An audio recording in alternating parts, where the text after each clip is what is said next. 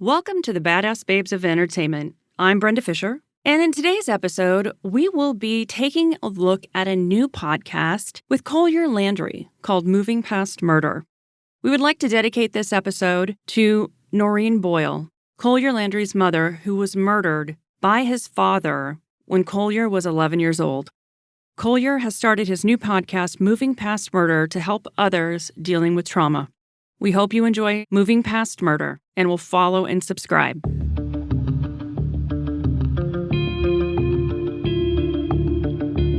I'm Collier Landry. This is Moving Past Murder, Episode 1, New Year's Eve. I am here with my, what do we call you? What are we calling me these days? Your sidekick? Sidekick, producer, vested parties, I don't know. Partner in crime these days. Partner in crime. Yes. Yeah, so here we are. And we are discussing my story. So let's get into it, shall we?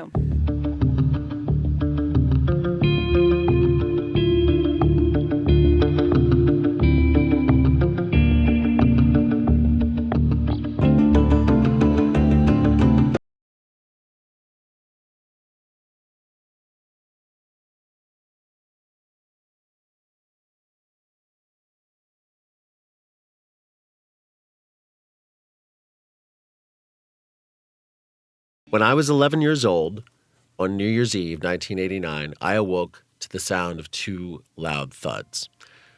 I then heard 12 footsteps as they slowly walked down the hall, and something instinctively told me, don't look up. The next morning when I woke up, I rushed to my mother's bedroom to find out that she was missing. Instinctively, I was looking for bloodstains and things of that nature because I had feared the worst.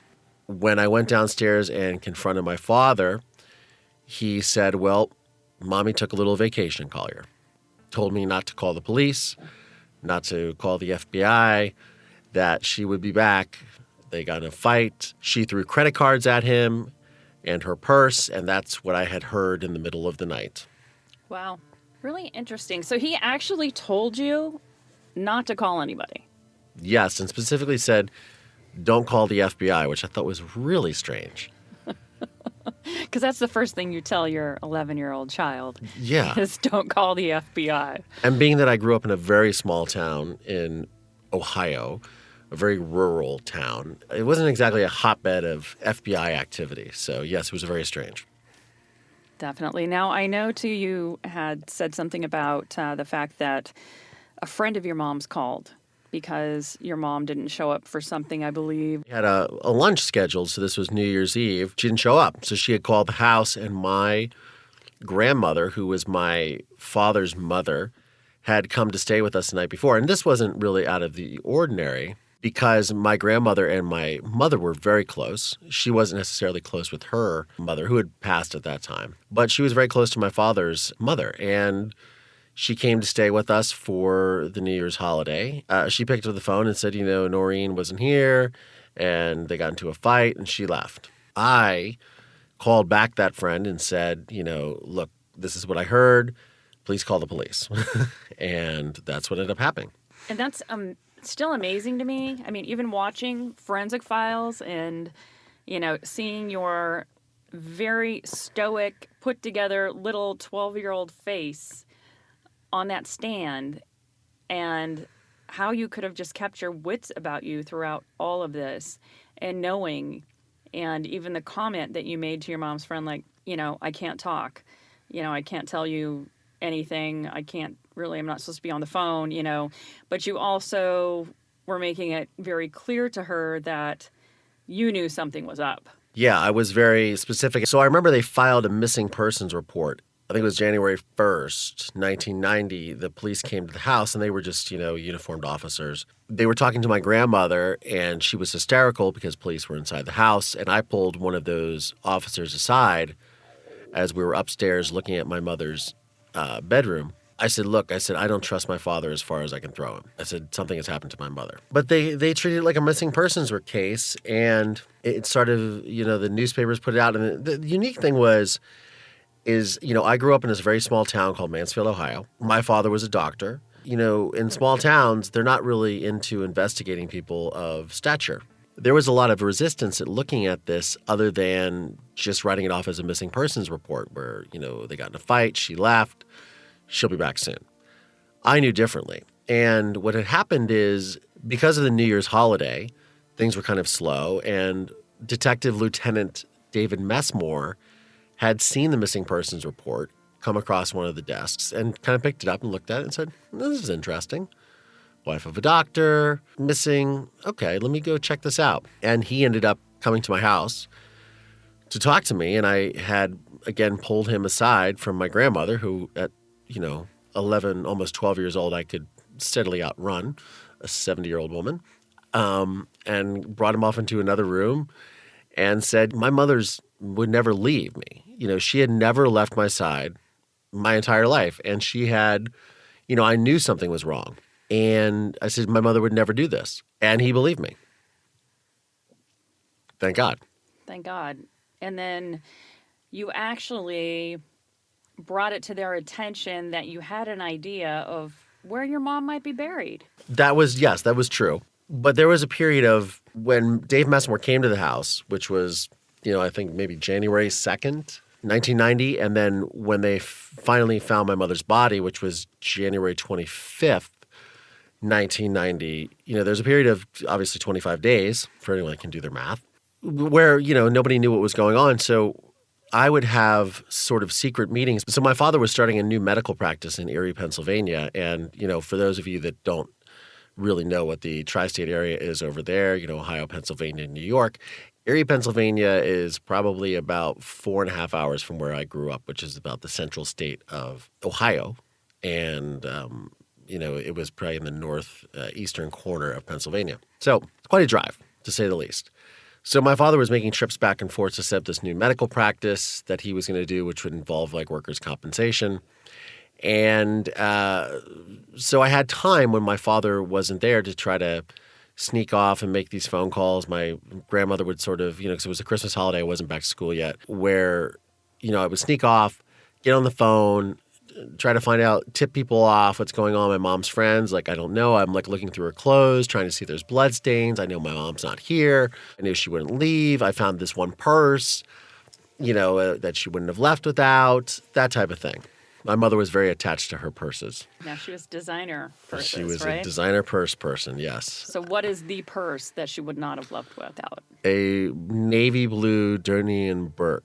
Navy blue Dooney and Burke. Yep, a navy blue Dooney and Burke purse that she had that was very special to her, which was like her all-around, mom bag. When I finally got back to school, which I believe was on January the 3rd, 1990, I had my principal call Lieutenant David Messmore so I could talk to him because I was away from my house. I could say whatever I wanted and not be afraid of my father. And so over the course of the investigation, it went from a missing persons report into, more of an investigation into foul play.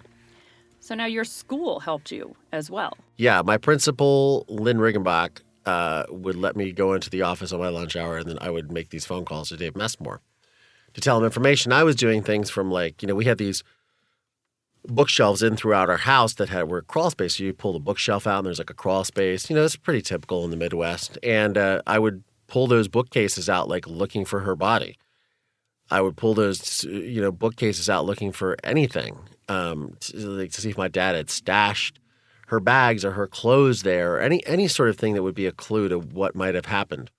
So I guess at the time I was sort of an amateur sleuth, and Batman had just came out, so maybe I was trying to be Batman. Who knows? Hey, well, you know what? It worked because you kept at it, and who knows if it wasn't for you, staying at it, going into the principal's office on your lunch hour to make phone calls. I mean, what 12-year-old is sitting there planning this out? Okay, after geography, I have lunch hour, and I'm going to run to the principal's office and see, how long I can spend on the phone discussing this before I have to go back to class. I mean, you would have to be planning that out every day. Yeah, it was every day. And I would, Dave would come to the school to talk to me too, and we would discuss things, and I would always want to know what's going on. Have you found any clues? Have you done this? I was really proactive in it. And, as were my mother's friends, I believe, because a lot of them, even though they didn't know the knowledge that I had known of hearing the thuds and being terrified in the middle of the night. And, everyone knew that my father had a really bad temper. He was a womanizer. And, there was a long sort of history of, physical abuse, mental abuse, verbal abuse with my mother, with myself.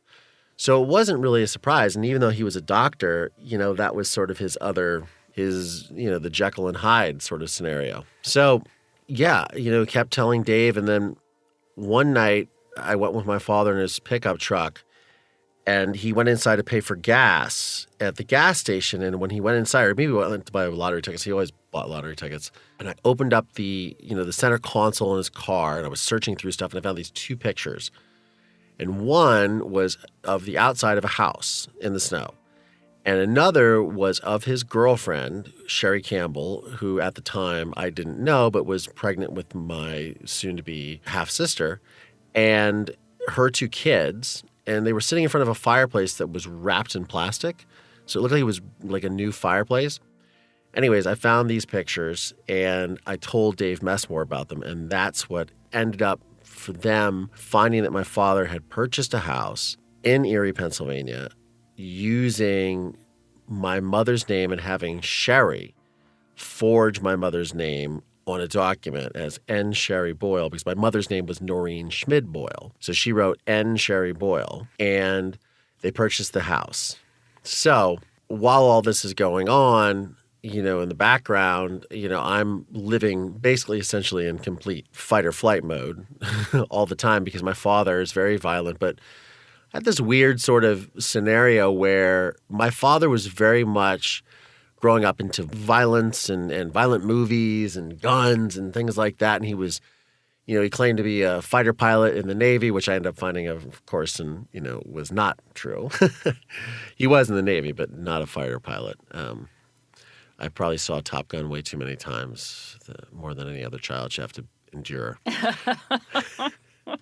He's like, oh, that's what I used to do. Uh-huh. Not so much, Dad. Yeah, I mean, he even went into telling people that he was a pilot for the Blue Angels, which, for those of you that may not know who the Blue Angels are, they are like an elite fighter squadron from the United States Navy that, it's like the top of the top fighter pilots in the world.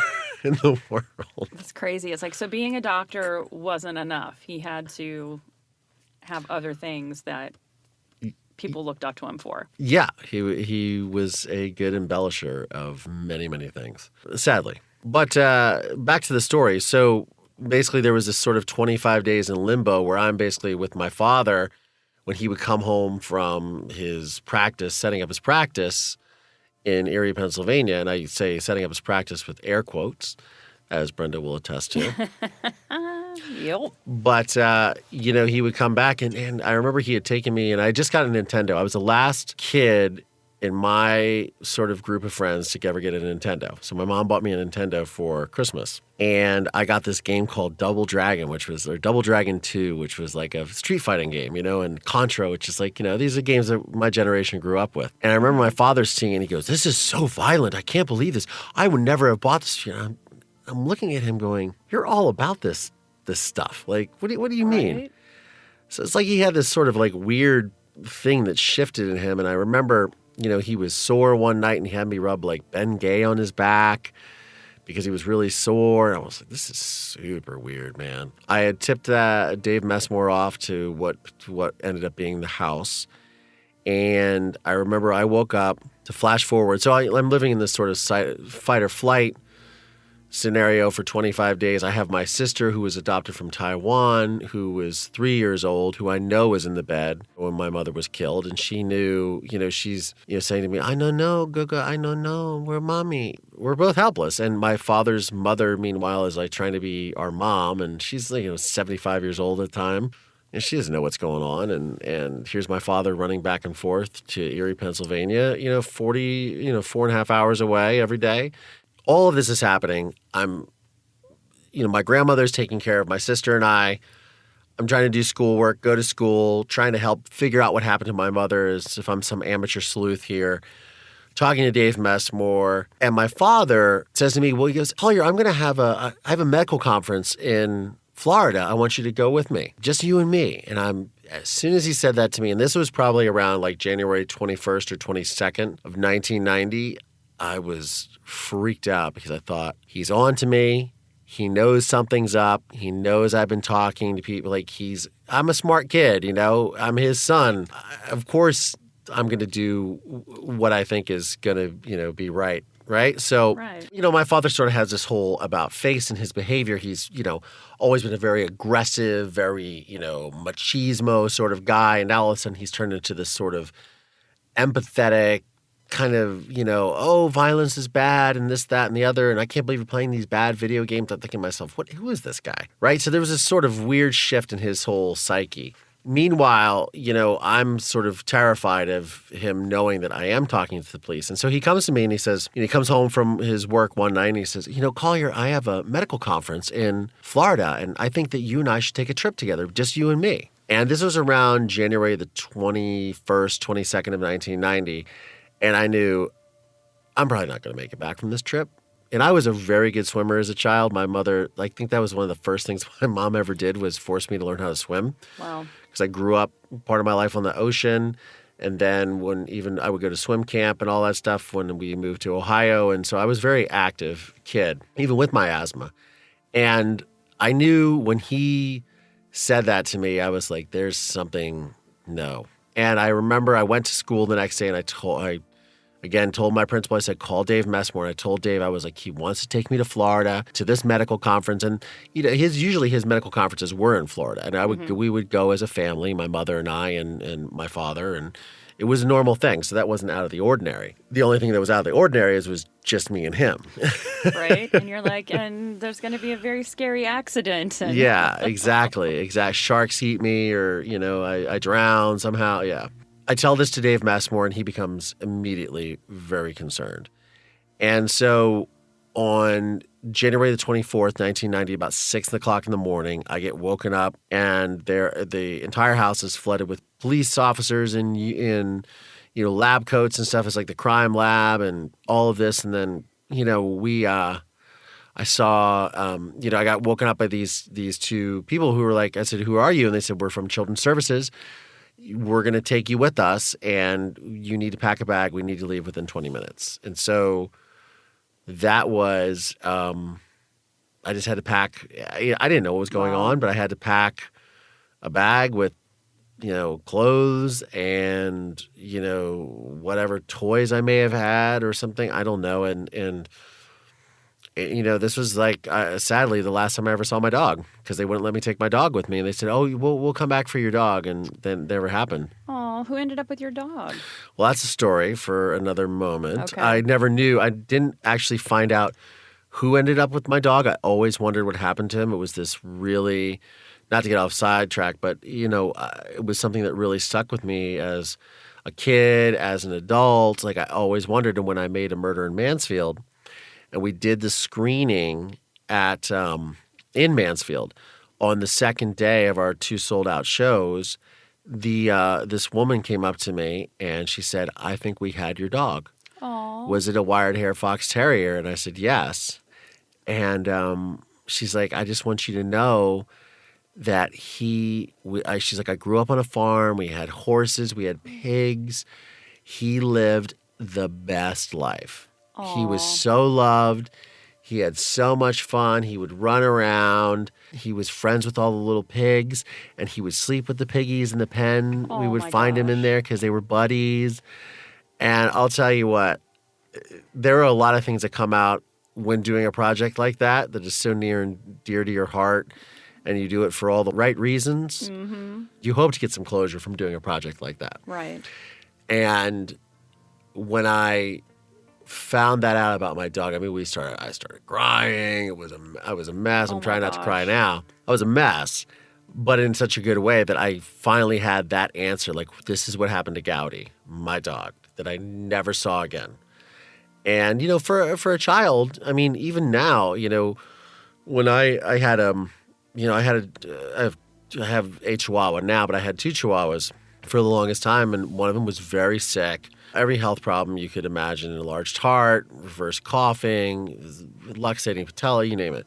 And I feel like I held on to Elvis maybe a little longer than I should have just because I just didn't want to let him go because it made me feel like my first dog, like Gowdy, and I never got to say goodbye to Gowdy and all that stuff. And so he passed away shortly after I made the film, but before I had this screening. So when I found that out about Gowdy, it really brought some real closure.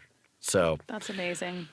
yeah. I'm like picturing Babe and the mama dog and, Right. how she mothered him. And it's just sweet. I love Yeah. that. Yeah, it's cool. So yeah, it was a good experience. So Children's Services took me to the principal of my school. Her name was Lynn Riggenbach. Went to her house. They're like, you're going to stay here a couple of days till we figure everything out. Then they gave me a caseworker that came and met. Her name was Karen Jordan. And she explained some things to me. And then, I stayed my first night there. And I was a very severe asthmatic growing up. It probably started when I was like 9.5 or 10. But by the time I was like 11 and a half, it was like full blown, like I'm talking steroid shots. I remember not being able to breathe one time, and my mom had me at the house, and my dad like flew in from his practice with like a shot of prednisone, and literally stabs it in my arm, and like listen, my airways open up. It was bad. I had really bad asthma for a few years in my life. But that night at the Riggenbach's house, I didn't have my medicine. I didn't have anything, and I had probably the worst asthma attack I ever had in my life. And I actually, at that point, this was January 24th, 1990, in the evening, I remember thinking to myself, I think I'm going to die. I literally think, because I cannot breathe, I am going to die. Oh, my gosh. I think I finally maybe got like an hour's worth of sleep or something, and they said, okay, we're going to take you to the emergency room in the morning. And they brought me into the hospital. And I remember, probably a lot of the listeners may or may not remember, but there were these things way back in the day called honor boxes where they kept newspapers in, where you put your coins in and you'd take a newspaper out. It was called an honor box because you would take just one newspaper that you paid for and not take all of them and give them to your friends. Right. I got shuffled past the honor box. Like I couldn't see the paper that was in the honor box. And it's kind of stuck in my mind. Like, why are they doing that? Well, okay, whatever. So this was the morning of January 25th, 1990. So got the breathing treatment, got the inhaler. Okay, cool, I can breathe. And then I remember, it was a family friend who was a doctor that was there. His name was Dr. Behe. He's the one that did the treatment for me. And then Lynn Riggenbach, my, principal for my school, she said to me, she goes, Collier, Lieutenant Messmore found your mother. And I remember there was like this eternal pause. Like probably the longest pause in my life. I was staring at this electrical outlet in this room at the hospital, this little small room, not much bigger than the room that we're currently in. Wow. We're recording this podcast. I remember I was staring at this electrical outlet for whatever reason, and this long silence, Collier, Lieutenant Messmore found your mother, and she was dead. Wow. And the first words that came out of my mouth were, "That bastard." Wow. That's pretty, strong language for a 12-year-old to be. Yeah, I mean, I was still 11. I wasn't even 12 yet. Gosh, geez, 11. But that bastard, It's like you always wonder, what the first thing you would say would be about someone who had done something horrible to you, but that kind of sums it up.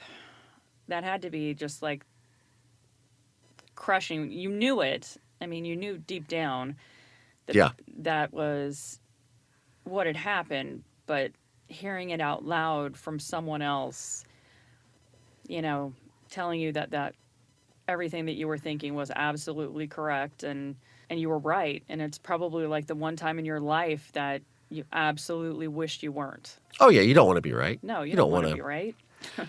You don't want to be right. You don't want it to be your father. You want to pretend it's all a dream or a nightmare, rather. Mm-hmm. And, it's, there's nothing that, in that situation that anyone can say, that's going to bring that person back. You have these moments where you then start to, you see in movies, right? these dramatic things happen and there's all these flashbacks that just kind of cascade on the screen, right? And I'm a filmmaker, so I know how this works. And yeah, that's what happens, I feel like, in real life when you get hit with something that is so traumatic, even though part of my psyche had braced me because I did know that she was dead. And then to be struggling the night before breathing while literally detectives are unearthing her body beneath the basement floor of my father's house that he had bought for his mistress is pretty crazy. That is crazy. And it makes me think too, you're going through all of this heartbreak, all of this loss. You don't know what's happened to your dog. And I'm picturing Gowdy at this moment having like a scene from The Sound of Music out on this farm, as he's spinning and chasing things and, Sure. Wishing you knew that he was okay so that something in your life could be, you could feel like it was better. Some sense of normalcy. Yeah, some sense of normalcy. Somebody's having, and living their best life ever because, it's certainly not you. You're, going through the worst days of your life and it sounds like, to add insult to injury from what you've told me, you didn't feel like your family really stepped up to help you. Like you were, 11, 12 years old and you were all alone. To be in foster care after basically losing both of your parents. Yeah, absolutely. And, there's family out there, but you don't feel like anybody's really, lining up to... No. Be the one there for you. Yeah, and my mother's sister, they had sort of a strained relationship, which I didn't really understand at the time, but then I ended up finding out why. Because my father, molested their two daughters during physicals, which we'll talk about in another chapter. That's a little creepy. That's extremely creepy and very tragic. But yeah, so their relationship was strained, so she came to Mansfield.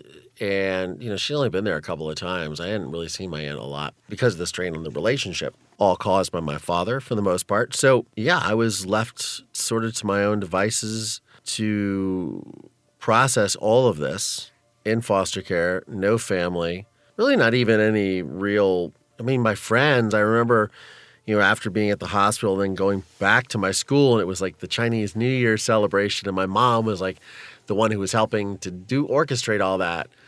And it was supposed to be this big fun thing. And I just remember going in to my to my middle school or whatever it was, elementary school gymnasium, and seeing my classmates, because I was in the 5th grade at that time. And everybody was in tears. Everybody. The faculty, my friends, parents. Everybody was. Everybody was devastated. Here's this like event for the school, and nobody was into it. Yeah, it was crazy. It was crazy. And my mom had, I was a testament to my mother's sort of impact on the world around her. I think it's also amplified being in a small town as well. But I really do believe the impact of her on other people, that everyone was just absolutely devastated that she had been taken from us. Who else did you tell about your theory besides the detective? Well, I told my... I call her my Aunt Shelley, but my mom's best friend, Shelley Bowden, I told her, and she believed that something had happened. She was, sort of in a state of disbelief because she didn't want to believe something like that, but she knew that if my father, Jack, was left, my mother would never leave me alone with my father. Right.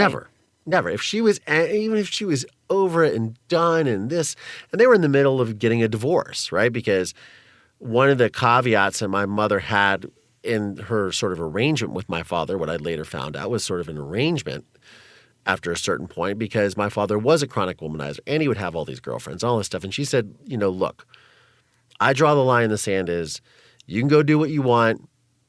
You involve our son, that's it. Right. And when he introduced me to Sherry in the summer of 1989, and he told me to lie about it, and I did to my mother, and then I was so overwhelmed with guilt that I told her the truth, and that's when she filed for divorce with my father. Oh, wow. That was like it. And that's when things got really, really bad. Leading up to that, the divorce and it just got so nasty. My father became so nasty. It was horrible, Well, and I know that when you were on the stand, you were very, very matter of fact and very succinct in everything that you were saying. And you kind of broke character when you were telling the story of when your dad, had Sherry just magically show up at an outing you were having with him.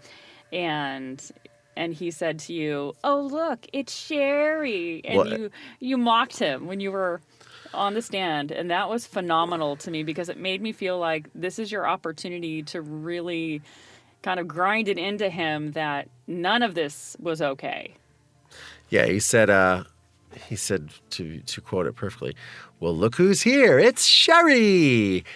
And his enthusiasm was just, I was like, oh God, it was just so egregious. One of those things I remember that it was like memorialized in all the newspapers, like as the quote of the decade. Oh, it's so great. I mean, every time I watch Forensic Files, but not I just great.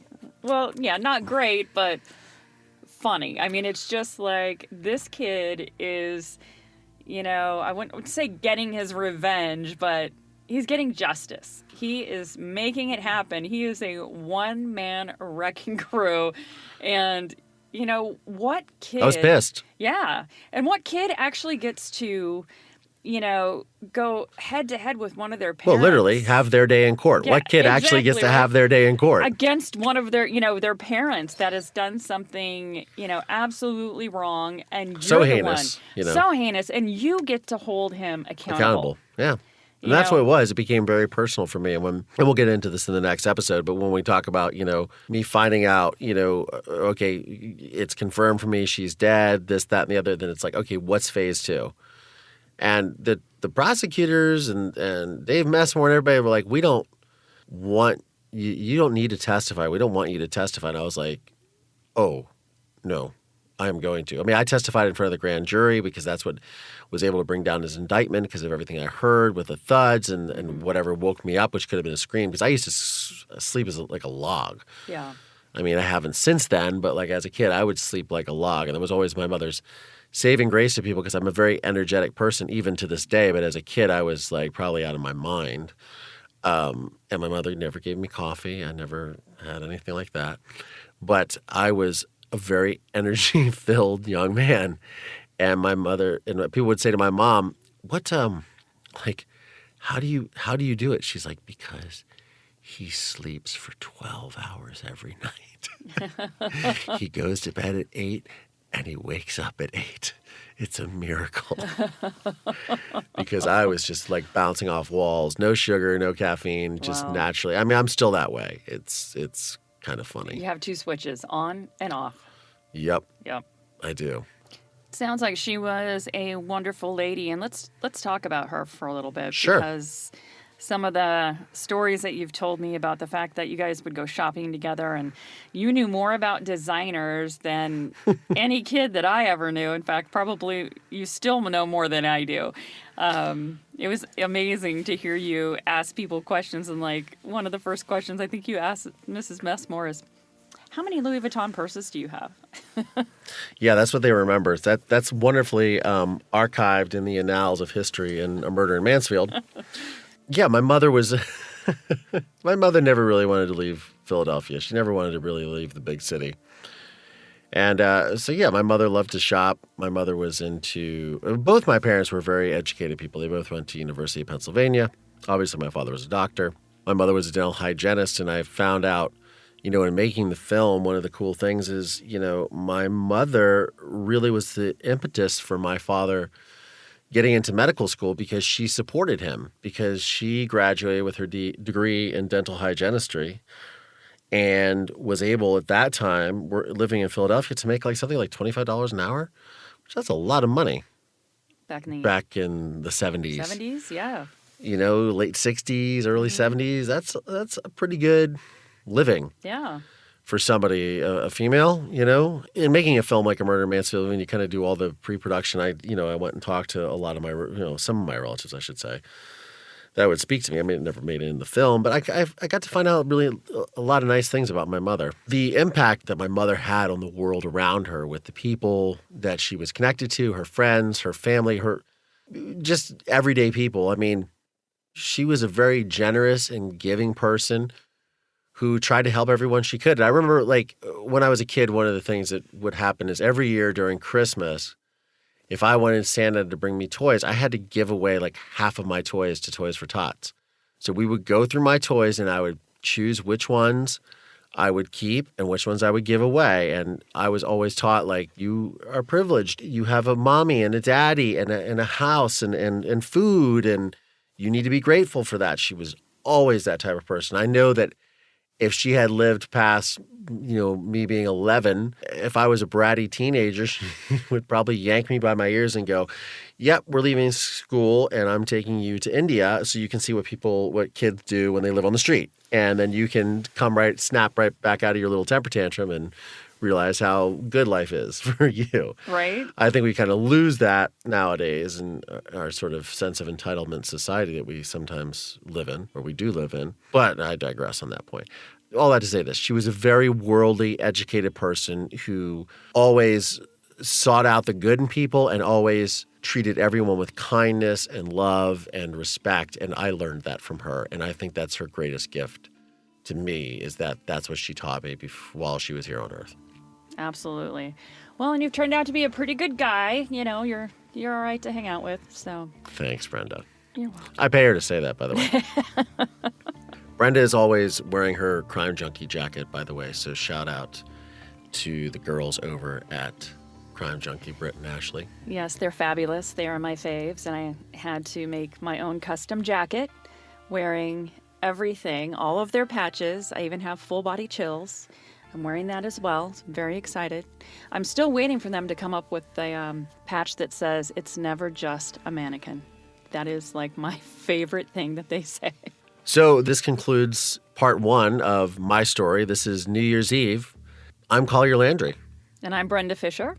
And this is Moving Past